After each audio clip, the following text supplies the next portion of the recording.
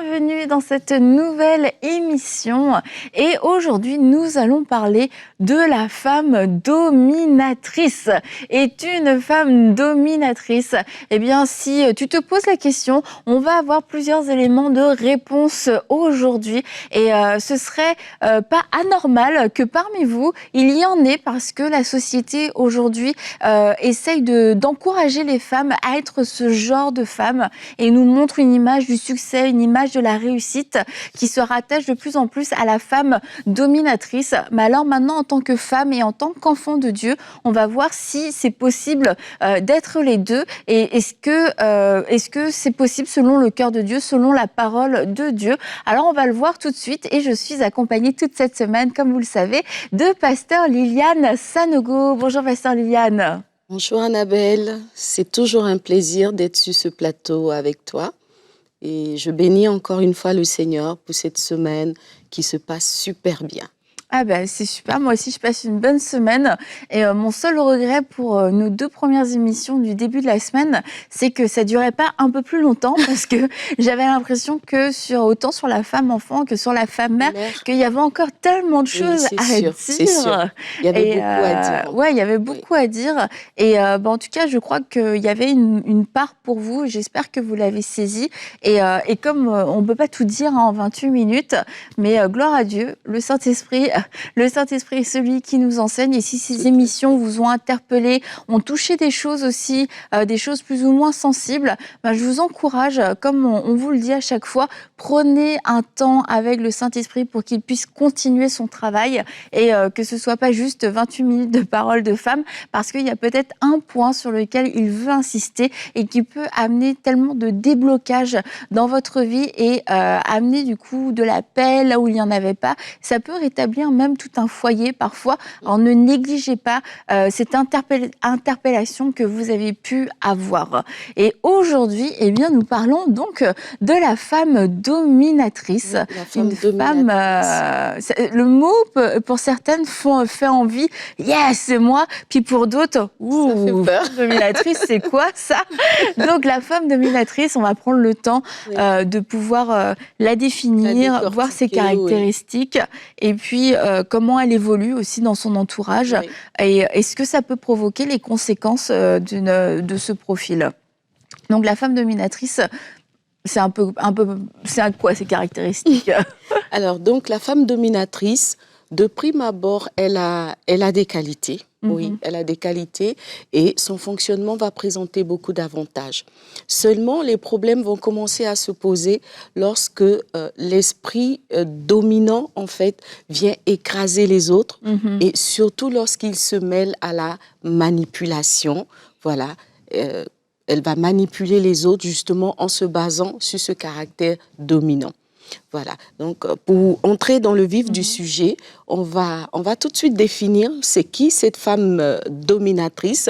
Alors, il est dit que la femme dominatrice est une personne qui détient le pouvoir, l'autorité, et a la capacité d'exercer un contrôle quasi permanent sur son environnement. Voilà, donc elle tient son environnement, elle le tient d'une main de fer, et elle tient à garder le pouvoir. Elle ne le perd pas facilement. Alors, donc, c'est quoi ces caractéristiques? Ça va être une femme qui est souvent sûre d'elle, elle a beaucoup d'assurance, elle est énergique, elle est autonome, elle sait ce qu'elle veut, et quand elle sait ce qu'elle veut, elle va le chercher, et elle ne démord pas jusqu'à ce qu'elle ait obtenu justement le sujet de ses quêtes. Elle est généralement autosuffisante, elle n'a pas besoin de quelqu'un pour fonctionner, et en vrai, ça va être plutôt les autres qui auront besoin d'elle, parce qu'elle se pose souvent en solutionneuse. Voilà, elle va apporter des solutions concrètes, elle va apporter un éclairage sur des sujets.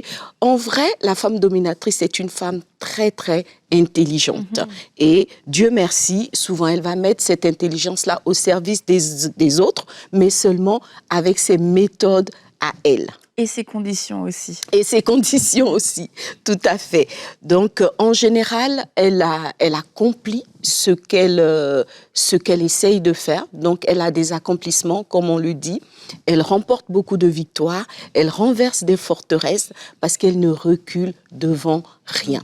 Quand elle a un objectif, il faut aller à la conquête de cet objectif-là. Et en général, elle ne va pas se relâcher tant qu'elle n'aura pas atteint l'objectif.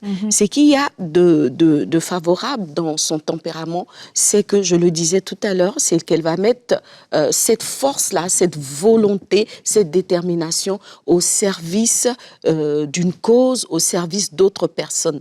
En général, elle va aimer travailler en groupe, n'est-ce pas?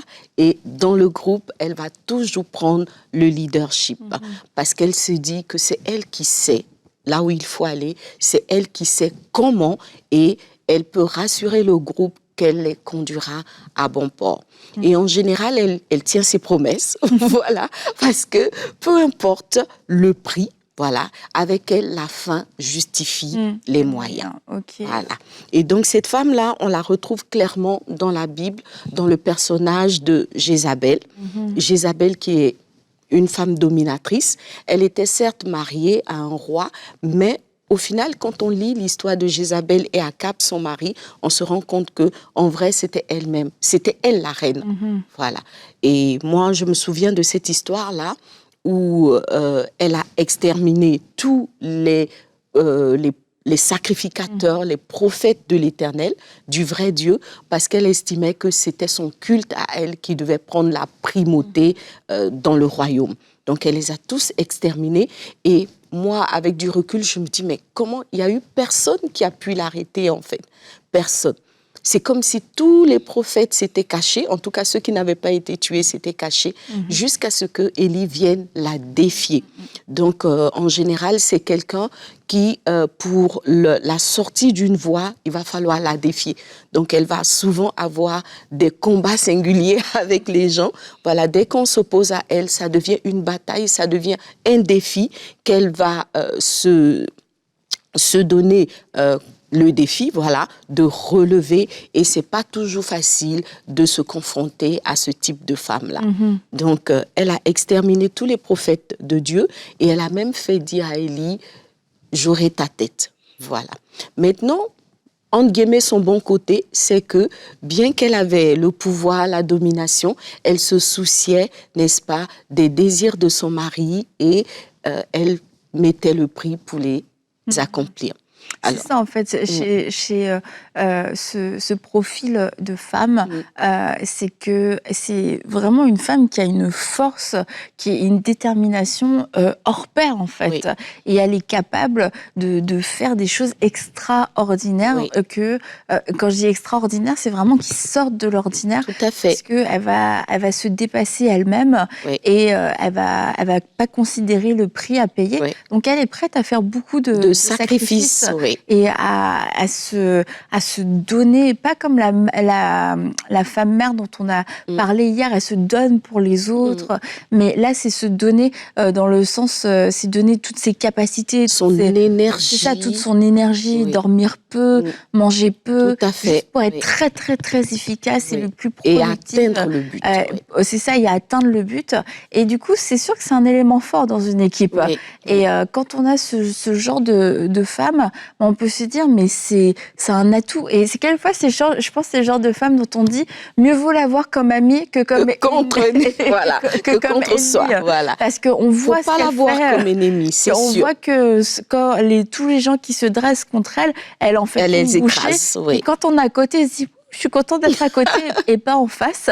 Mais c'est là où on va voir tout à l'heure que, attention, parce qu'il peut y avoir un retournement de situation. Volte-face. Et c'est un peu dans le cas de Jézabel, et c'est que elle a choisi le mauvais combat, en fait. Elle a choisi le mauvais camp. Elle s'est battue pour les mauvaises choses. Elle s'est battue contre les intérêts du royaume. Et elle a mis toute son énergie, toute son intelligence pour le mal. Et on voit que même là, quand elle est pour son entourage, courage pour qui elle va se lever, comme pour son mari. Elle prend quand même des mesures drastiques.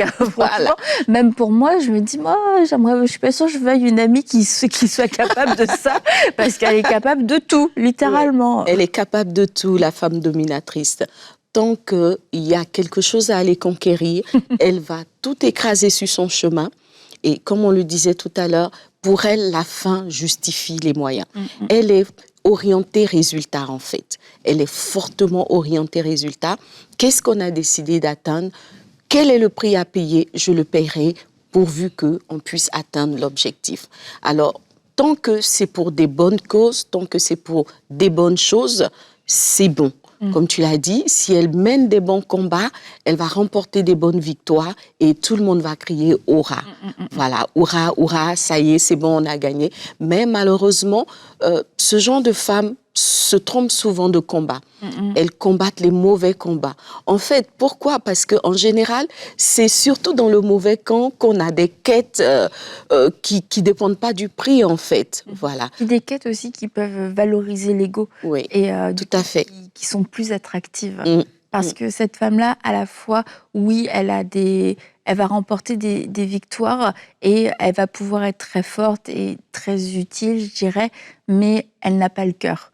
Elle a la force, mais elle n'a pas le cœur. Et c'est ça qui va faire la différence dans les choix qu'on va faire, les combats qu'on va mener, et puis aussi les limites qu'on peut se mettre, même en n'étant pas chrétienne. On peut avoir une certaine éthique, voilà, une certaine éthique, intégrité, et puis on se dit, ça, je ne franchirai pas. Et c'est là, quand on est en plein dans ce profil de la femme dominatrice, c'est que les limites sont très loin ou très floues et que c'est comme ça qu'on se retrouve dans des situations comme Jézabel, en fait. Oui, donc Jézabel, pour offrir sur un plateau d'argent une plantation, une terre, un terrain à son mari, c'est-à-dire le mari convoitait un terrain, il est allé de la bonne façon négocier la vente du terrain auprès du propriétaire. Le propriétaire, qui s'appelle Naboth, je crois, a refusé et... Bon, lui, c'est quelqu'un de bien de base, Akab. Mais sa femme n'a pas entendu ça de cette oreille-là. Et s'est dit, mais non, tu es le roi ici. Alors, qui s'oppose au roi? Alors, donc ça fait ressortir quelque chose de très intéressant dans le profil de la femme dominatrice. C'est qu'en général, elle est soumise à l'autorité. Elle sait se mettre sous autorité. C'est paradoxal, mais... Quand il y a une autorité, justement, elle va se soumettre à l'autorité et essayer d'être au plus près des désirs de l'autorité.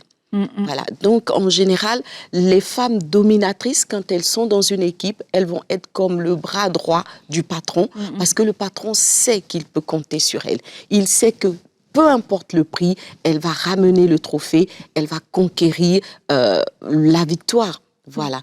Donc, de façon paradoxale, elle est sous autorité, elle respecte l'autorité, elle cherche à satisfaire l'autorité. Maintenant, effectivement, à un moment donné... Une autorité masculine. Une autorité masculine, la plupart du temps. Voilà, une autorité masculine. Quoique, il y a eu des cas où l'autorité était féminine. Mais comme tu le dis, tant qu'il y a la complicité, tant qu'elles sont en phase, ça fonctionne. Mais il ne faut juste pas qu'elle se retrouve sur des terrains de rivalité, ce qui est très fréquent dans la gente féminine. Mais tant qu'elle n'a pas de raison de s'opposer à son autorité, elle ne le fera pas. Elle ira conquérir les quêtes de cette autorité-là. Et en fait, comme tu l'as dit, pour l'autorité, c'est toujours un avantage d'avoir cette femme-là dans son équipe. Parce qu'avec elle, on obtient ce qu'on désire et on atteint les objectifs. Donc, c'est un peu ça, le bon côté de la femme dominatrice. Donc, c'est ce qui s'est passé pour Akab. Il est le roi. Limite, lui-même, il oublie qu'il est le roi et que s'il le veut, il peut obtenir tout ce qu'il désire. Et sa femme le lui rappelle. Voilà. Elle lui rappelle parce qu'elle trouve qu'il est trop faible. Donc, ce que la femme dominatrice n'aime pas, c'est la faiblesse. C'est une bonté qui, selon elle, n'a pas lieu d'être, en fait. Pour elle, il faut y aller. Tu as un objectif, on y va. Mets le cœur de côté, fonce vers ton objectif. C'est comme ça qu'elle a dû user d'un stratagème terrible, d'un assassinat pratiquement, pour obtenir quelque chose pour Akab. Donc, c'est ça la femme dominatrice. Elle reste debout. quelles que soient les horreurs qui sont autour d'elle, elle est capable de supporter la pression au-delà des limites. Et comme on disait, c'est que elle n'a pas trop de camp, en fait. C'est qu'elle est dans le camp de la victoire. Et c'est pour ça qu'aussi, si on a ce genre de femme dans notre entourage, particulièrement en tant que leader, c'est d'être vigilant. Parce que aujourd'hui, cette personne, on peut l'envoyer, c'est un petit peu notre tête brûlée de l'équipe. Tout à fait, ça c'est bien dit. Et on sait qu'elle va faire des dégâts, on sait que relationnellement, ça crée des frictions, mais on se dit, mais elle revient toujours avec la victoire, donc ça vaut la peine. Mais c'est juste que, quelquefois, et la plupart du temps, je dirais, il y a un moment donné dans l'histoire où il y a un revirement de situation. Et là, c'est le moment où ça fait très mal, parce que cette personne qui, à cause de ses succès, a pu avoir un accès très proche au niveau de l'autorité, c'est beaucoup de choses. Elle connaît énormément de choses, elle tient des secrets entre ses mains, et parce que c'est une bombe à retardement, en fait. Peu de choses sont innocentes et inintéressées à cause de sa façon de fonctionner. Chaque information est comme compilée et pour pouvoir la sortir au bon moment. Et en fait, le jour où cette personne veut changer de camp, là, ça peut faire mal. C'est ça peut faire extrêmement mal. Voilà. Donc c'est pour ça, en tant que leader, c'est important de se dire, si j'identifie ce genre de personne dans mon entourage, je dois l'amener à une version sanctifiée. Tout à fait. Que je parle notamment dans le cadre de l'Église, du ministère. On doit amener cette force à se sanctifier. À se soumettre et à se soumettre vraiment de bon cœur et puis à considérer les autres aussi et à se mettre des limites et à connaître le cœur de Dieu dans des situations et qu'il y a des victoires qui ne valent pas la peine d'être gagnées. Parce que les pertes sont trop énormes. Et ça, c'est un travail aussi des leaders à se dire, je ne peux pas juste utiliser cette personne parce qu'au final, souvent, ces femmes-là sont aussi des femmes qui sont passées par des choses très difficiles. Elles ont subi en général des violences, elles ont été élevées à la dure. Voilà. Donc, c'est des femmes, en fait, qui portent le poids de leur propre histoire. Voilà. Donc, elles sont aussi des victimes quelque part, des victimes de la société. En général, c'est des femmes qui n'ont pas reçu d'amour, qui n'ont pas été accompagnées par la douceur, l'amour d'une mère. Donc, quelque part dans leur cœur, il y a une certaine revanche à prendre sur la société. Quand elles ont été méprisées, quand elles ont fait l'objet de rabaissement et tout, dès qu'elles arrivent à se tenir debout, elles se disent « j'ai une revanche à prendre, plus jamais quelqu'un va me dominer, plus jamais quelqu'un va me mépriser ». Et donc, c'est un peu ça le moteur de leur force intérieure. Voilà. Donc, ce moteur-là n'est en général pas pur. Et l'idée serait que cette femme-là ouvre son cœur et vienne au pied de la croix pour laisser Christ la guérir. Voilà. Elle va se rendre compte que le Seigneur est capable de guérir ses blessures intérieures. Donc, des blessures du passé, des choses qui font mal et qui sont restées à l'intérieur, qui sont utilisées comme un carburant vers les différentes quêtes qu'elle a. Donc, elle a besoin de guérison. C'est une femme qui a besoin de guérison, qui a besoin d'être accompagnée, qui a besoin d'être valorisée simplement pour la personne qu'elle est et non pas pour ce qu'elle fait et ce qu'elle rapporte. Voilà. Parce que c'est quelque chose aussi que on peut transmettre, parce que là, on parle des femmes, mais c'est vraiment dans toutes les dimensions de la vie. Et je pense qu'on va en parler, mais même en tant que mère, on peut être cette femme dominatrice et puis le transmettre et éduquer nos enfants, particulièrement les filles, de cette façon-là, parce que c'est la façon que nous, on a trouvé le chemin qu'on a trouvé pour pouvoir réussir, exister et être respecté. Donc, on va amener nos enfants sur ce chemin-là. Et il y a une femme qui l'a fait dans la Bible. Ah oui. Alors, donc, ça, c'est Hérodias qui... Voilà, on ne connaît pas trop son histoire, mais ce qu'on sait, c'est qu'elle était mariée à un empereur qui était Philippe, ou bien le frère de Hérode. Je ne sais plus s'il était lui aussi empereur, je pense que oui. Et donc, elle était déjà épouse de quelqu'un qui était élevé. On ne connaît pas son histoire, qu'est-ce qui n'a pas marché avec Philippe, mais elle s'est retrouvée avec Hérode. Et cette femme-là, le fait que le prophète Jean-Baptiste soit venu lui dire « Non, tu ne fais pas bien », ça a comme réveillé une haine en elle, simplement, peut-être parce qu'on l'a toujours brimée, on a toujours essayé de lui dire « Tu fais pas bien, tu fais pas bien ». Et donc, le simple fait que Jean-Baptiste lui ait fait remarquer qu'elle faisait quelque chose de mal, elle en a nourri de la haine. Une haine suffisamment forte pour manipuler sa fille à aller réclamer la tête de Jean-Baptiste. Donc, effectivement, c'est des choses qu'une femme peut transmettre à sa descendance. Parce que, justement, elle va expliquer à ses filles et même à ses garçons qu'il faut tout conquérir par la force de ses bras. Voilà, il ne faut pas se laisser compter. Quand on veut quelque chose, on va le chercher. Et l'enfant va grandir dans cette logique-là et finalement être à l'image de sa mère. Voilà. Parce que quand on voit Hérodias, on se dit, wow, là vraiment tous les moyens sont bons, y compris finalement utiliser ses enfants. Et c'est là où on se rend compte que les limites, il n'y en a pas en fait. Il n'y en a pas. Et une femme qui est capable d'utiliser sa propre fille, déjà le message que tu transmets à ta fille, tu vois, tout est permis. C'est juste désastreux. C'est ça. Puis sa fille est allée danser. Donc c'est comme elle a utilisé le charme et la beauté, le physique de sa fille. Le talent alors de sa fille. Une mère devrait protéger. Oui. Et puis, dernièrement, j'ai entendu quelques histoires d'actrices qui étaient rentrées dans le système très jeunes.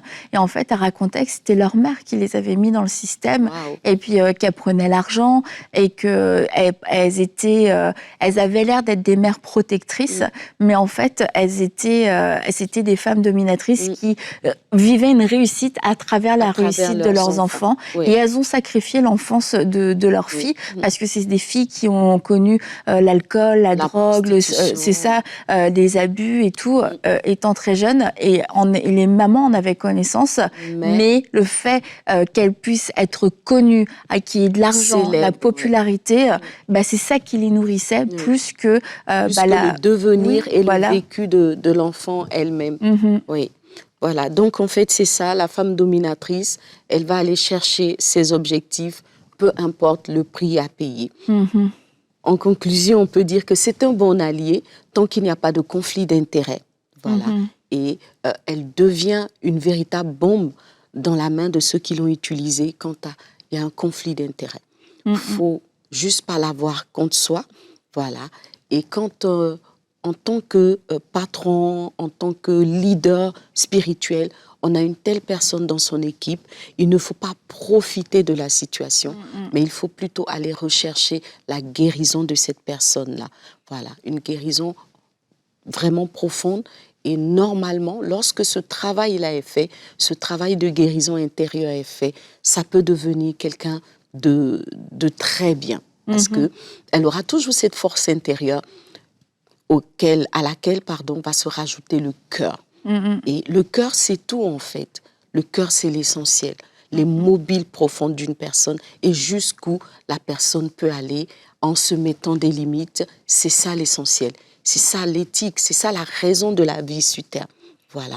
Pouvoir être une bénédiction en restant dans les limites de ce qui est faisable.